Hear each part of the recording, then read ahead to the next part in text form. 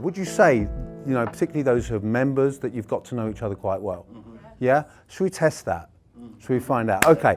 On or under or around your seats, there's bits of paper, Novotel note paper. Can everyone just grab a sheet of paper, and I want you to write something on it.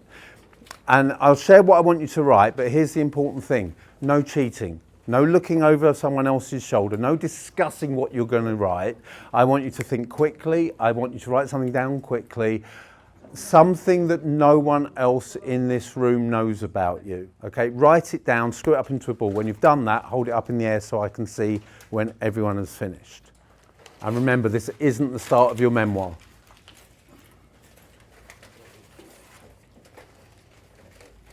Okay, few just finishing, just another 30 seconds. Last couple. Okay, I can see one memoir being written. So we need to finish that. I know I'm going to guess which one that is. Okay, so screw it up, hold it in the air. Has everyone done it? Yeah. Fantastic. You have been sitting down so much of today, so I want you to move around now. So what I'm going to ask you to do is everyone to get up, and you're going to have a snowball fight.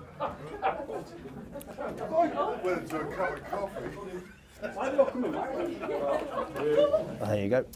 What you can do is unfurl them and read them, and then don't worry too much, Paul, if you haven't got one. Unfurl and read, and then if it's made you laugh, made you giggle, made you think, oh wow, let me know. So we've got a lot of giggling from Karen. So Karen, can you share what it says? A completely blank piece of paper.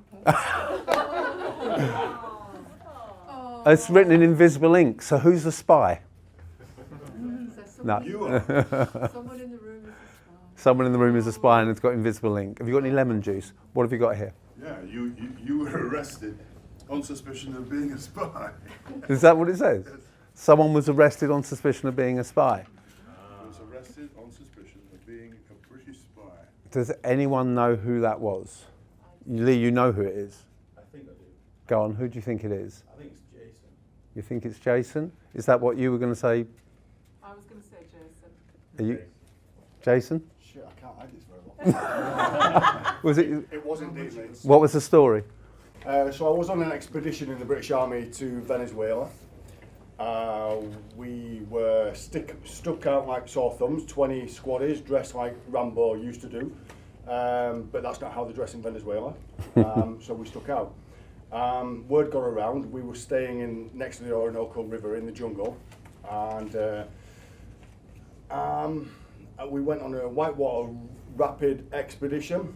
I got thrown out, filmed on Sky TV by the way, so it's on YouTube if you want to see it.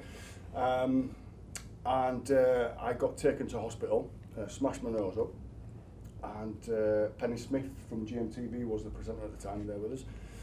And I woke up at gunpoint with the National Guard with a rifle at me, at my head.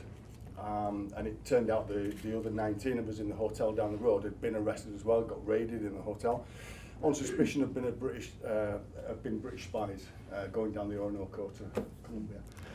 Okay, so it's this normal thing that comes up in this exercise. What have you got written on your one, Jason?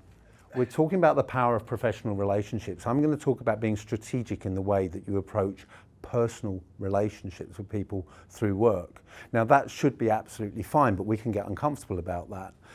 And if you are only strategic, and I will talk about this in the presentation, but if you're only strategic, then you stop seeing people as individuals. And we need to remember that everyone is an individual. And one of the mistakes we regularly make is we engage with people based on what their name badge says or what their business card says or that answer to that awful question, what do you do?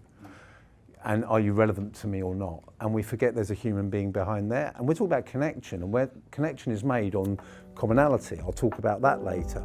So this.